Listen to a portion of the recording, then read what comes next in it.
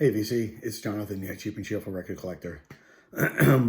So here we are again, 2021, brand new year, and it's time for the Vinyl Tag 2021.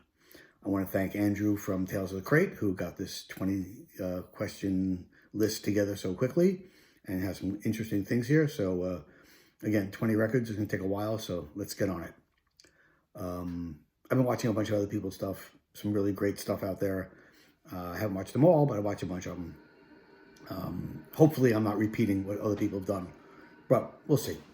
All right, so the first one is a discovery made in 2021. So this is a record, it was a blind buy for me. I just liked the cover, thought it looked cool, and I was blown away by how great it was. It's a guy named Eugene Wallace, and the record is Book of Fools, recorded in 1974 in England. I don't know if he's Irish or English, but it's very evocative of Joe Cocker, which I think was the problem when he came out, because there was just like, oh, another Joe Cocker, but much more so than that. As you see, the cover has a lot of ring wear on it, but again, it was a Goodwill find, so I'm not complaining. Plays very clean, and he does songs on here. He does Jackson Brown's Rock Me on the Water. He does Morning Glory, Tim Buckley song. He does Randy Newman's You Can Leave Your Hat On. And then he wrote 1, 2, 3, 4, 5 of the songs he wrote himself. Fantastic. Blue-Eyed Soul. If you like that kind of stuff, if you ever see this around, I would highly recommend grabbing it. And again, Eugene Wallace, Book of Fools. I think it's 1974 release. Quarantine Buy. How many quarantine buys did I have? I had so many quarantine buys. But this one I picked out because this was probably my first jazz album I bought when I was a teenager back in 1964, 65, whatever it was. I listened to it all the time back then. And my original copy, which was an OG, is long gone. And I got sick of waiting around to find an original that was in decent condition. So I just bit the bullet and bought a new copy. And it's Thelonious Monk, Thelonious in Action. This is recorded at the 5 Spot in New York City in 1958. In Johnny Griffin on sax, Ahmed Abdul Malik on bass, and Roy Haynes on drums. What a record. Light Blue, Coming on the Hudson, Rhyme a Thing, Blue Monk, Evidence. Forget about it. Fantastic. So happy to have this back in my collection on the Riverside label. A quarantine buy. An album you like to find in 2021. With a lot of Blue Note stuff coming out that I would like to get. But one I've been looking for a while now is the soundtrack to the film Long Riders. Ry Cooder did the music to that. And I know it'll pop up sometimes, and I'm hoping this will be the year it'll show up. So that's one of the ones I've been looking for. Next one's going to be a twofer. It's going to be a box set and tell a story about an album. So in the 1960s, when I was a teenager, my parents were friends with this man and his wife. His name was Harold Leventhal. And Harold Leventhal was the manager of the Weavers, Pete Seeger, Arlo Guthrie, and before him, Woody Guthrie and the Almanac Singers. If you go to, the Weavers at Carnegie Hall concert, on the back, it'll say, produced by Harold Leventhal. He produced the movie about Woody Guthrie called Bound for Glory. Anyway, my parents went out to dinner with them. I went out one night with the Leventhals, and they couldn't find a babysitter. So they asked me if I would babysit. So we drove into New York City, and I stayed at their house, in their apartment, and they went out. And when they came back, Harold said, instead of me paying you, why don't you pick out something out of my collection of albums and pick out a record you want. So I looked around, and I grabbed this record. It's a box set of Woody Guthrie. And this is Woody Guthrie, the Library of Congress recordings, 3 hours of songs and conversations recorded by Alan Lomax. So basically, Alan Lomax sits down with Woody and talks about his life and says, when you grew up in Oklahoma, what kind of songs did your father play, or what did you listen to? So Woody would go, oh, when I was a kid growing up, we always had, this was one of the songs they always did, so he played that song. Well, then you left California, went out to California, you left Oklahoma, went out to California, and he basically tells his life story and sings songs at the same time. He does everything from Rye Whiskey, Old Joe Clark, Greenback Dollar, and then his own songs, Talking Dust Bowl Blues, So Long It's Been Good to Know Ya, Do Re Mi, Pretty Boy Floyd, Going Down the Road Feeling Bad. Just 3 hours of fun. I took the original to college with me in 1967, played it all the time, turned a lot of people onto it. That copy, long gone. It even came with the booklet, which is really cool. Some drawings by Woody on there. And then this past year, again, I was at Goodwill, because I go 2-3 times a week, and this happened to be there. There's some more pictures, drawings of Woody that Woody drew. And this box set happened to be at Goodwill, and I was so happy to be able to get it back into my collection. This was a repress. It's on the Electra Butterfly label. The original was not, but that's okay. It's really clean condition, and a great box set of Woody Guthrie songs and stories, Library of Congress. So that's my box set and my story. Concept album. Fantastic record. It's not a, it's concept as much as anything else, absolutely. All right. Art Blakey and the Jazz Messengers, and this is the Freedom Ride. The Freedom Riders were a group of young kids in the 1960s who tried to integrate the bus lines. Back in the 60s, blacks had to sit in the back of the bus, and these group of people, black and white, from the north and the south, went down and rode the buses and sat where they wanted.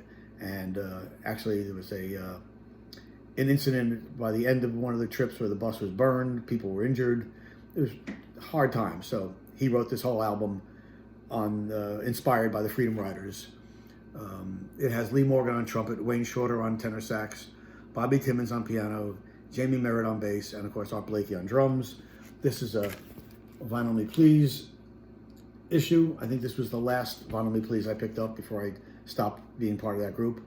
Fantastic album. Fantastic. Songs like Tell It Like It Is, The Freedom Rider, which is a drum solo by Art Blakey, which is ridiculous, etc., etc. So there's my concept album, The Freedom Rider. All right. Change Direction. I watched a number of these videos. No one's shown this one yet. At least I haven't seen them show this one yet. I was sort of surprised because this is a British blues band that changed directions.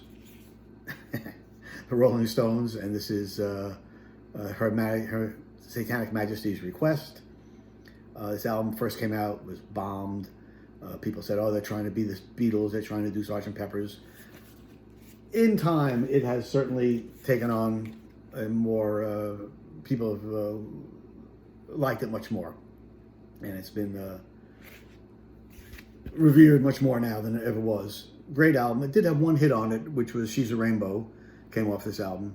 But Sing This All Together, Citadel, In Another Land, The Lantern, what a great album. Great, great album.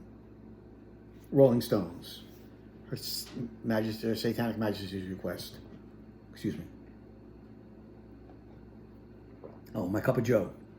This was actually from the, when he ran with Barack for VP way back when. Still have that. White Label Promo. I got a bunch of White Label promos, but this was the first one I thought of. The great Johnny Winter. And this is John Dawson Winter III. And it's on Blue Sky. White Label promo. Demonstration, not for sale. Great album, because most of Johnny Winter stuff is pretty great. Johnny Winter. White Label promo. Compilation. Got a whole bunch of compilation albums, but this one jumped out at me. And it's the great Louis Jordan, probably one of the innovators of jump jazz and rhythm and blues. These are all recorded 1940s, mid-40s to early 50s. And he does everything here from Choo Choo Choo Boogie, Saturday Night Fish Fry, my absolute favorite, Beans and Cornbread, What's the Use of Getting Sober When You're Going to Get Drunk Tomorrow, Caledonia, Barnyard Boogie, Nobody Knows When You're Down and Out, etc., etc. Fantastic 2-record set by the great Louis Jordan. An album that needs to be vinyl, that needs a vinyl pressing. I got 2. First one is the Beatles' Let It Be Naked. I know that was a vinyl pressing when it first came out, impossible to find and ridiculously expensive. I'd love to see a new pressing of that now that Let It Be is a 50th year, I think, this year. So I'd love to see them come out with that one also, stripped of all of Phil Spector's orchestration.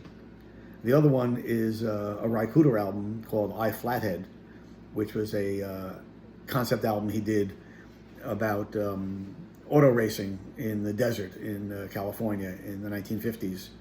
And that was never released on, only released on CD. I'd love to have that on vinyl.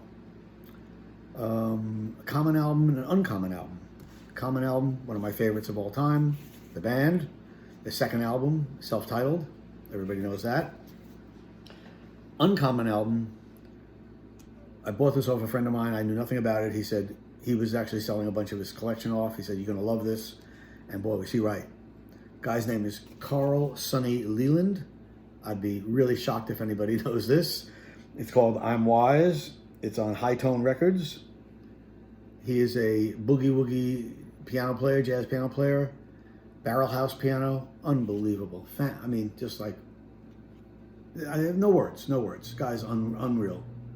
So, a great, great album. Carl Sonny Leland. An EP. Don't have many EPs, but love me some Pokey Lafarge. And this is Ride in the Streets and Better Than Me. This was a Record Store Day release. Don't have the date on it, but great. Love Pokey. Pokey's a real throwback, 1920s kind of 30s singer-songwriter. Great album. I mean, great EP. Girl group. One of the great girl groups of all time is the Dixie Cups. And this is their album, Iko Iko. Dixie Cups were from 1960s out of New Orleans. And this album has Iko Iko, Chapel of Love, Ain't That Nice, G Baby G. Fantastic stuff. This is not the original. This is a later pressing on Redbird Records. And fantastic album. So that's my girl group, is the Dixie Cups. A Cover You Love. This is a record that I picked up recently, one of those late night things where you're on the computer looking around. It was at MoFi, Mobile Fidelity, and this popped up on sale, and I wanted it for a while, so I couldn't resist, and the cover is one of my favorites. And it's Bill Evans, Undercurrent, just a duo, just him and Jim Hall on guitar, piano and guitar. Beautiful, beautiful album. Sounds amazing on MoFi, and love that cover. Absolutely love it. An album you listen to the most. I assume they mean the most this year and not most my whole life. So this is an album that I bought early in this year. I had wanted to get a original. It was hard to find one clean and in good shape. So again, I bit the bullet, bought a new pressing of it. And Talking Heads, Fear of Music, forget about it. What a fantastic album. This was in heavy rotation on Epic. Oh, it's on Sire Records. And I just listened to this. This was in heavy rotation all year long. This was produced by Brian Eno as well as Talking Heads. So, fantastic stuff. Talking Heads, Fear of Music. An OG. This one, I didn't have to have an OG, but I happened to fall into my lap. Before the shutdown, my wife and I were in England on vacation, and we went to a town called Rye, which is about a couple hours south of London, and she was looking for fabric and yarn and stuff, and I found a record store there that was in a building from like 1400s or whatever. It was a schoolhouse initially, and I told them one day, I said, I'm looking for blah, blah, blah, and they go, we don't have that. So, okay, so I looked around, and as I found some other things, and as I'm about to leave, I look up on their wall, and sitting on the wall is the record I'd asked for, which they didn't even realize they had, and it's John Mayall, Hard Road with Peter Green. I've been looking for this one for a long time, and it just happened to have an original UK stereo pressing with John McVie, Peter Green, Ainsley Dunbar, and John Mayall. You can't go wrong with that.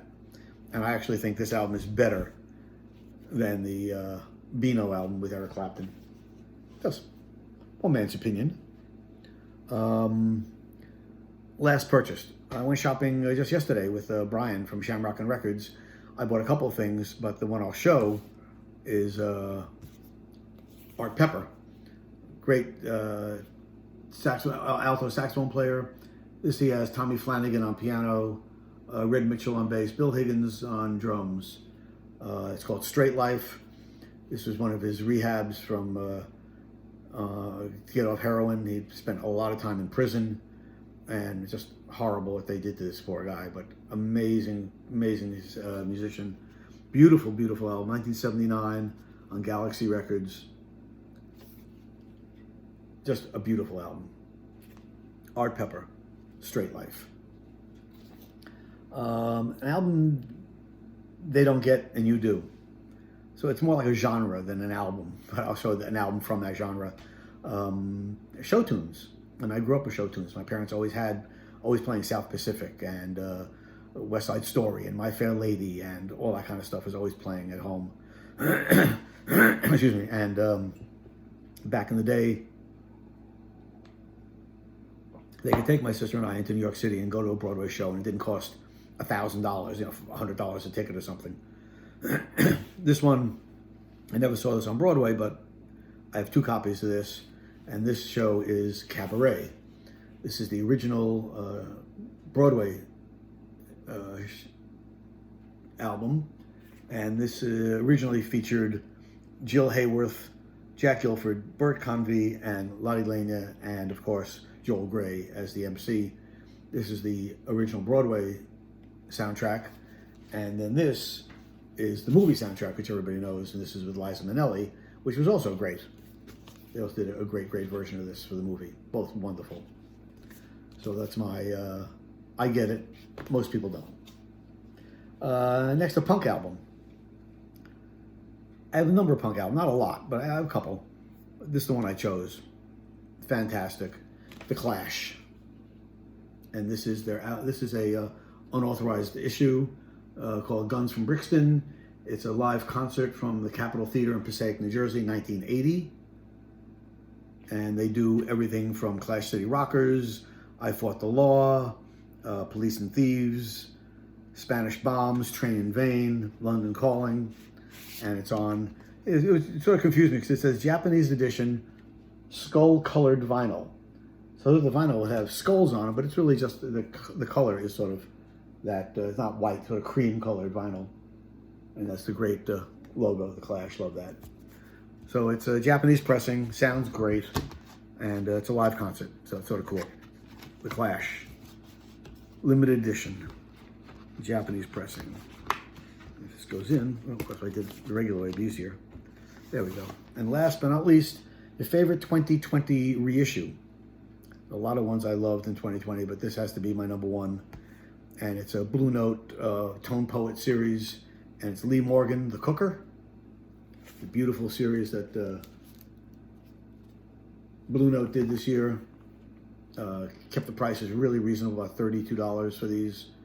And this one is with Lee Morgan, of course, on trumpet, Pepper Adams on sax, Bobby Timmons on piano, Paul Chambers on bass, and Philly Joe Jones on drums. And this is astonishing record, just amazing. All right, so that's my 2021 vinyl tag. I got a lot of new subscribers. I really want to thank everybody who takes the time out of their day to watch my videos. I really appreciate it. I'm going to make another video in a couple of days to show some new stuff I've bought. Even though in my last video I said I wasn't going to buy stuff, I'll talk about that in my next video. Okay, until next time, everybody take care out there, stay safe, and until next time, peace.